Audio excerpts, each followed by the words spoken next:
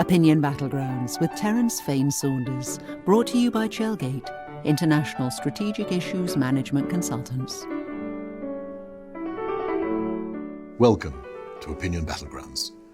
My name is Terence Fane-Saunders. I'm Executive Chairman of Chelgate, an international public relations, public affairs and issues management consultancy. And sitting in with me today to discuss the Opinion Battlegrounds are my guests, Liam Herbert, who's the Chief Executive of Chelgate and a renowned expert in communications and crisis management. In his time, Liam has run PR businesses and headed the PR for some world-renowned brands. And on the crisis management front, you could probably call him a seasoned and leathery old warrior. For example, he led communications for the City of London Police during the London bombings in 2005. Welcome, leathery Liam. Leathery, marvellous. Thank you very much, Terence. And also with us today is Drew Manns, another Chelgate colleague. Actually, Dr. Drew Manns. And I should mention that Drew's doctorate was actually in the study of propaganda, dating right back to the, 17th century, Drew? Yes. Into the 17th century. And so you will also gather when you hear more of Drew that he has a transatlantic accent. He is actually an American. And that can be enormously valuable to us because we want the international perspective. And so, Drew, it's great having you with us too. Great to be here. You know, it's actually a little frightening, isn't it? We're in an age of reconstructed truth and manufactured reality. People used to depend on traditional media for their news and information. Today, they're turning to social media. And there, in their echo chambers of like-minded opinion, they're sheltered from facts, news, and information that might disturb their little biases and beliefs. Whatever you think of our old-fashioned media, most of them applied some form of fact-checking. With social media, that doesn't happen. In an age of fake facts, bots, trolls, and manufactured outrage, we're seeing reality reconstructed, and that gives great power to people who know how to play the game. There's a war on. It's a war for your opinion. And we are going to be examining the battleground. We'll be talking about stories in the headlines, campaigns, arguments, controversies. We won't tell you who we agreed with. That really doesn't matter. We're more interested in how they pitched their case. Who won? Who lost? Why? If someone gave a great speech, stormed an interview, ran a magnificent campaign, managed a hurricane of opinion across the Twitter sphere, we'll be talking about them and how they did it. But if they flopped, if their interview was a disaster, if their campaign failed horribly, if their message was utterly lost, well, that won't escape the beady eyes of the Opinion Battlegrounds team either. No, the pain is not over. We're going to dig right into the entrails of that failure. Where did they go wrong? How badly did they mess up? And if that means being cruel to people we love or praising low-life reptiles that we despise, then that's how it'll be. Opinion Battlegrounds is not about who was right and who was wrong. It's about how well they pitched their case. So, perhaps unavoidably, today we are going to be talking about Friday's prime ministerial debate between Jeremy Corbyn and Boris Johnson. In an earlier podcast, we dissected the earlier clash. So, was this very different? Did it make a difference? Or should we all have gone to the pub? It was Friday evening, after all. But then let's broaden the discussion. Finally, we've almost reached the end of the election campaign. Do I hear you say, thank God? So, we're going to talk about who won and how. Again, this is not about who we agree with. It's about the tactics, the strategies, the messages. And yes, I know that Thursday's result may make fools of us all. But judging by the last election, we'd be in very good company. So let's declare the winner in advance. And then finally, maybe a brief word about an argument possibly lost. You may have read that the Apostrophe Protection Society has given up the ghost. They have surrendered, admitted defeat. The poor little punctuation mark. has lost the battle. Or has it? We'll see. Gentlemen, in any case, welcome. Liam, who won Friday's debate? I don't think anyone won, but it's more a case of who didn't lose. And I think the change from the first time they met was marked, because it was, even by the standards of those of us who watched quite a lot of politics, it was quite a dull evening.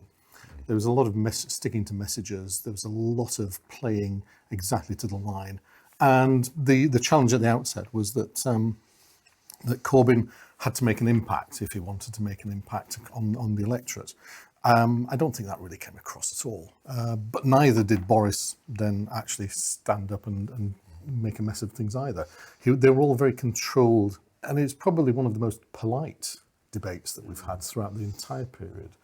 In a way, both are said by many people to have performed better. Yes, yeah. Just practice makes...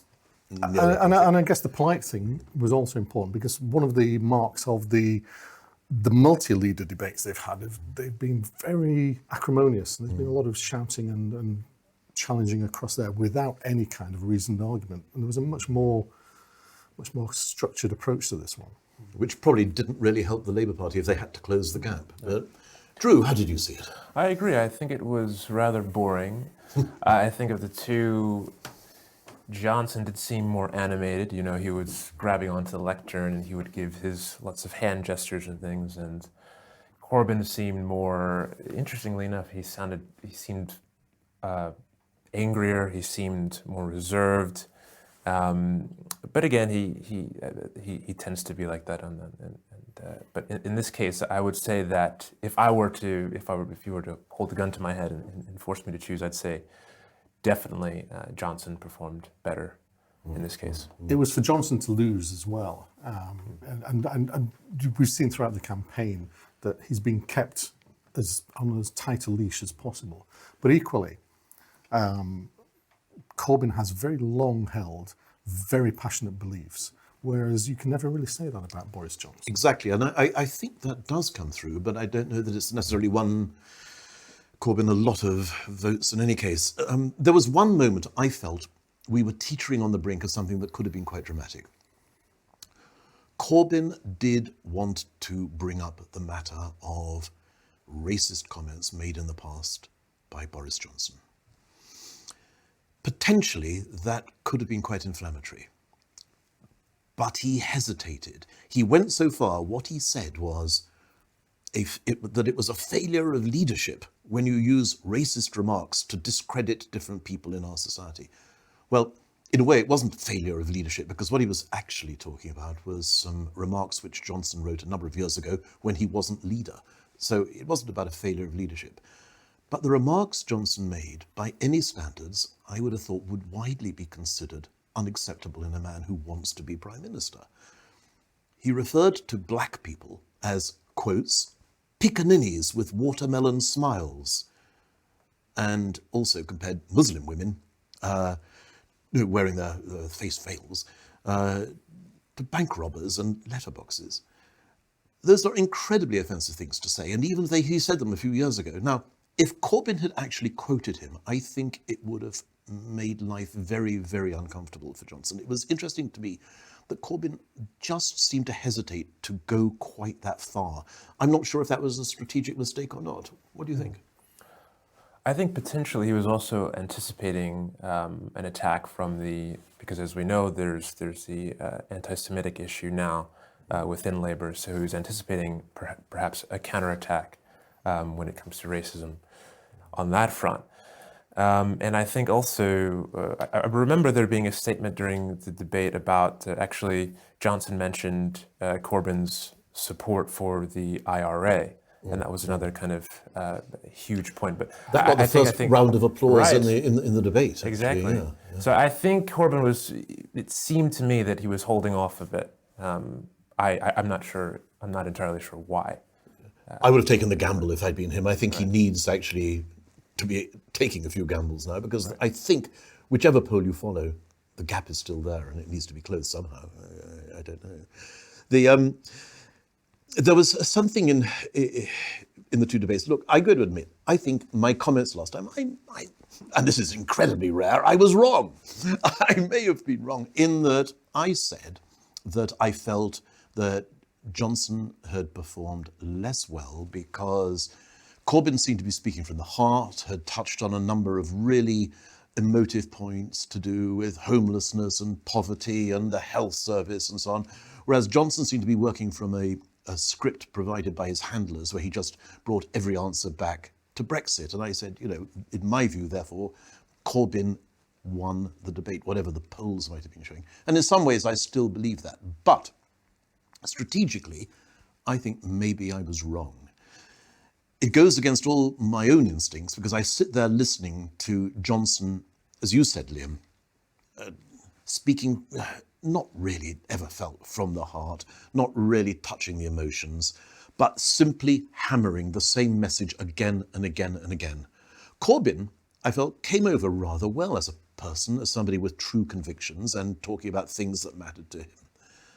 But I rather think that in the hard world of politics, and really expanding from what you said earlier, in the hard world of politics, that simple phrase, just hammered again and again, begins to sink in. However irritating it may be to many of us, I think it's worked. Hate to say it, but I think it's worked. It's the entire campaign strategy as well, which is, this is a decision that we need to make before we can start to make other decisions about how the country's run. And that's the thing that the Conservative Party have hammered home again and again and again.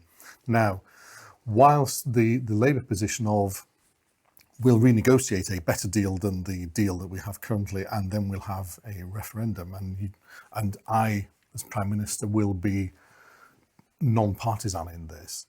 You can understand that entirely as a rational argument going, we've presented you with two options and it's for you guys to decide what's best and what you want for your country, and I'm not going to influence that. But it's not a leadership position. And that's also played back to the narrative of going, the only people who will sort this out definitively are the Conservative Party. We need to get Brexit done. And the number of times Johnson brings that back into there. Corbyn was very embarrassed too, wasn't he? When he was put under, this keeps happening, poor chap, when he's put under pressure of where he stands on Brexit. I mean, you could see he was squirming, and that's very difficult. I just want to say one other thing in this, which is something we're all seeing happening, and I think there's a lesson, which is the value of simplicity. Right. And I think that there is a temptation for those of us in the business, some of us who have fantasy doctorates or whatever, to think too much and to look for too complex solutions and too complex arguments. You look over the water, Drew. It's interesting. I was looking at Mr. Trump, who it's a matter of constant amazement to many of us that he is so successful. But I was reading the other day that analysts had studied the first 30,000 words that Mr. Trump uttered when he came into office. And what the language he used was significantly more simple and less diverse than any of the past 15 presidents, roughly the language of a 7 or 8-year-old. But interviews that he gave in the 80s and 90s, there he was speaking very articulately, using sophisticated vocabulary, using dependent clauses without losing the thread, using words like inclination, aesthetically, contentious. And they went through, and he never uses those words again once he's president. Now, some suggest that is a real sign of cognitive decline, and this is scary because this man is just a step away from the red button. Others say it's cunning and clever, and that he understands that his core audience do not want words like aesthetically and contentious being used to them. To be honest, I don't know which it is. My sneaky suspicion that it's a bit of both, that he's accidentally stumbled into a form of language which works for him. But what he has done is he has developed simple, very simple messages delivered in simple language. And in a way, that's what Johnson has done here with Get Brexit Done. I think there certainly is something to be said about stadium-style language. It can be very persuasive, take back control, make America great again. You can get the masses to sort of fixate on what seems like something that's quite simplistic, but you can easily elicit emotional reactions that way, and to Whereas if you have something that's rather vacuous and you can't get, with regard to the psychology, if you can't get minds to focus on that, how are you going to move in a democratic sense? How are you going to get people to move quickly and effectively in a democratic sense? So certainly Trump has mastered, I think, this, what we can call this stadium-style language. But I'll tell you one other thing which I think points a little bit favourably to Mr. Corbyn is this, that in fact we were chatting just before the podcast about the likability factors and personal favourability, and what were the current ratings? No, Drew, did you have? Yeah, it was the I think it was they're both negative- pretty bad, aren't Yes, they? yes. I think the FT brought out their survey. They found that Corbyn was negative 40%, and whereas Boris Johnson was negative 16%. And So Trump has one of the lowest ratings, popularity ratings of any president, but still succeeds. So, But in a way, though, that That's is the point. also the danger of a snapshot, because any opinion poll is a point in time in movement. And actually, to give Corbyn credit, it is interesting that Ipsos Mori shows that Corbyn's personal ratings during the campaign have actually improved significantly from a pretty dramatic minus 60 to minus 44. And Johnson's have slumped from a plus 2 to that minus 20. So while one may look at it and say, oh yes, that is the point right now and it looks bad, in fact, if you look at the campaign as a whole, it does appear that Corbyn has significantly improved his ratings, and Boris has failed to do so, but not enough on either side to really make a difference to the overall campaign. and this brings back out the other imagery that we have now in parliamentary system that is running an election that is presidential in style. It's all about Jeremy Corbyn being Prime Minister or Boris Johnson being Prime Minister, whereas it's less about re-electing 650 MPs of different opinions, different views, different political persuasions, and that seems to have got lost a lot there. Yeah, do you want this person as your leader, as your representative And internationally? it became that was what the Lib Dems set their policy out on. Joe Swinson was going to be Prime Minister, which was a bold statement, even more bolder than Lord Steele's return to your constituencies and prepare for Tower speech back in the Well, day. I think I said in our last podcast, I mean, what a mistake by the Lib Dems. They must so regret it.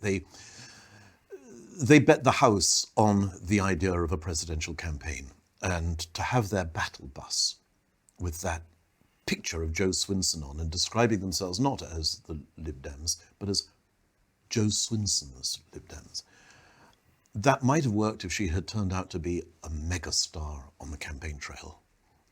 I'm afraid, though, that the polls seem to indicate that the more people got to see her and know her, the less they seem to like her, which is sad because I think she probably is a decent and competent woman, but was probably not the right person to be leading this campaign for the Lib Dems. And there we have a crux of all this. It is Boris Johnson's Conservative Party, Jeremy Corbyn's Labour Party, and it's always branded as Jeremy Corbyn's Labour Party, Joe Swinson and the Lib Dems. As we've seen, Johnson's personal polling has dropped down. Again, you're back to that tight Conservative campaign management of controlling what he says and where he goes, not doing the Andrew Neil interview, being very careful about what he seeks, and then sticking probably the best message discipline we've ever seen out of Boris Johnson. Now, should he have done, I've gone public on a tweet on this, so my opinion is out there already, but should he have done the Andrew Neil interview? I suspect he did not want to be hit by some of the more scandalous. So I'm quite sure that he was trying to avoid these kind of questions. Oh from yeah, left we field. can understand why he And, didn't want to, but right. but he took a lot of heat for not doing it. On balance, was it a good strategy to duck the interview or a mistake? I think it was a good strategy. I think he had a lot to lose. Yeah, he always had something to lose, and the bad press you get from not turning up, and Andrew Neil doing one of his famous monologues at the end of the programme to attack you, is much better than him failing to answer the questions. They'll have been showing him the Eddie Mayer interview on loop going, you don't want to be doing this again. Yeah. But the more important point is, regardless, should it have been his decision, or should all future leaders actually submit themselves to scrutiny by journalists? Yeah, that'll be an interesting debate for next time round. I mean, but I think we are all in agreement in that case, because yes, when I tweeted, I made the point, quite simply reflecting what you guys are saying, is that his decision not to do the debate, I think, has hurt him. It may have cost him a couple of points, but I think he can spare those couple of points. But as you say, the risk, the potential that something could go badly wrong, Drew, you made the same point. That risk, suddenly if he'd lost 6 points as a result of something silly, I mean, too much of a gamble. So, okay, who's going to win? What's going to happen on Thursday?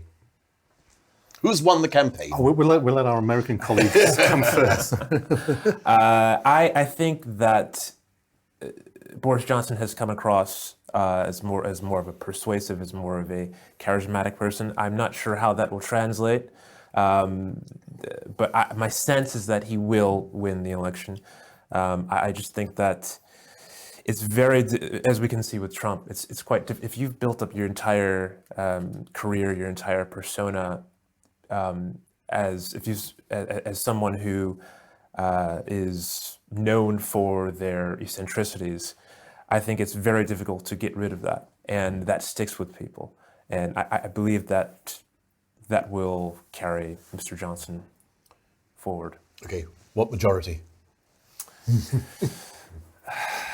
I think it's going to be very close. Right. I can't give the exact. I probably wouldn't be the best person to do that. All right, but I Liam. think it will be close. Who's won, why, and what's the majority?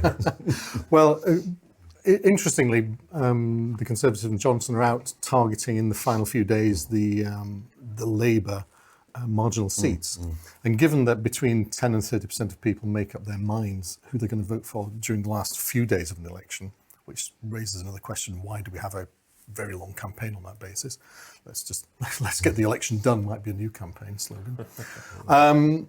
And the other question is, what is victory? Is victory doing better than Theresa May did when she called the 2017 election? I think victory is having a workable majority. Victory is having a workable majority. I think they'll get a workable majority. I think they'll be looking at somewhere between 10 and 15 seats. Yeah, I think it is tightening, it is closing, but I think from the Labour's point of view, not fast enough.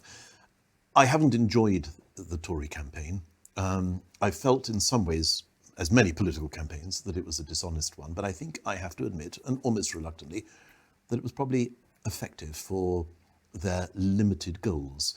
The gap is interestingly appearing to close. I mean, there have been 2 of these giant MRP model surveys done.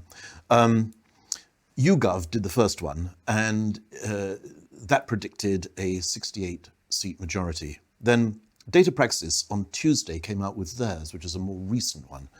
And they'd interviewed 500,000 people, unlike the usual sort of things that are interviewing, 1,000 or 2,000, interviewing 500,000 people online. And where the earlier YouGov one was, 2 weeks ago or so, predicting a 68-seat majority, the Data Praxis one has now shrunk to 38-seat.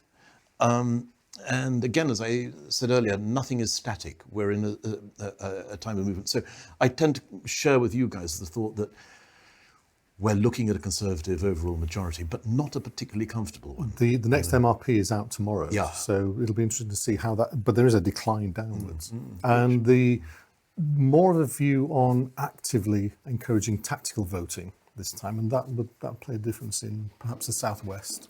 The Lib Dem policy now of kind of going, well, we're not going to be the dominant party, but you can make sure that we have enough MPs in there to slow or stop Brexit down. So Well, yes, all to we'll play be for. back after Thursday, or I shall anyway, to give a brief summary and just admit what we got wrong. The last little quick thought today, though, for the Apostrophe Preservation Society. John Richards, the 96-year-old retired journalist who founded the Apostrophe Society, has announced he's shutting it down. He blames, or he says, that ignorance and laziness in modern times have won. The apostrophe has been vanishing all over the place, or worse, the apostrophe is being abused and misused quite cruelly all over the place. And maybe the real surrender happened, the shocking surrender happened when Waterstones of all people, dropped their apostrophe. Come on, what a betrayal, Waterstones. Give us back your apostrophe. But have they lost the battle? I mean, Boots and Morrisons and Bettys and so on. What do we think? Is the battle lost? Should we have been fighting it harder? Or is there still a chance for the resistance to fight back? Do Americans use apostrophes? I blame Americans mainly for this. I think we use them too much. we're very sort of emphatic, hand gestures, you know. It's awesome, it's awesome. So we tend to, I think we use them over much. It apostrophe, it's awesome. Yeah, I mean, not necessarily all is lost. I mean, in 2013, the Mid-Devon District Council announced a decision to ban apostrophes from street names. And the resistance rose up and shamed them into reversing their decision, which was wonderful, and they fought back. I mean, and good old Sainsbury's, we like them. They're hanging on to that apostrophe. A couple of examples that the Blessed Lynn Truss, I think, was responsible for pointing out, and I think they're wonderful. Imagine you go to a kid's playground and there's a big sign, and that sign says, "We're here to help." In the old days it said, "We're here to help." It's rather sad that it's now, "We're here to help." The more fun one was, "Residents refuse to be put in bins." Now, if you stick an apostrophe after the residents, it becomes "residents refuse to be put in bins." Meaning does change with an apostrophe, and I was thinking to myself that if I wrote "the MPs like a sausage" without an apostrophe, I'm talking about the grazing habits in the Commons dining room. With an apostrophe before the S, we're talking about a single MP. You know that I'm comparing Michael Gove to a breakfast banger. Apostrophes make a difference to meaning. They're wonderful. How do we fight back? Is there anything that can be done? Oh, social media, tweets, short messaging, the dreaded autocorrect have suddenly removed all these things. So it's dropped out of modern usage, and language evolves. But I'm with you. Punctuation of all kinds alters meaning. It should be used. Right. Well, we at Chelgate are committed to the apostrophe. We're also committed to Opinion Battlegrounds. We are going to be here every 2 weeks, but in fact, we're going to come back for a very quick summary. Actually, I'll be flying solo on that day, the morning after the election. So we'll be back then, and I hope you'll be with us again. Thank you for listening. Thanks for listening to Opinion Battlegrounds. Please subscribe to receive the latest episodes, and you can follow us on Twitter at Chelgate or email contact@chelgate.com.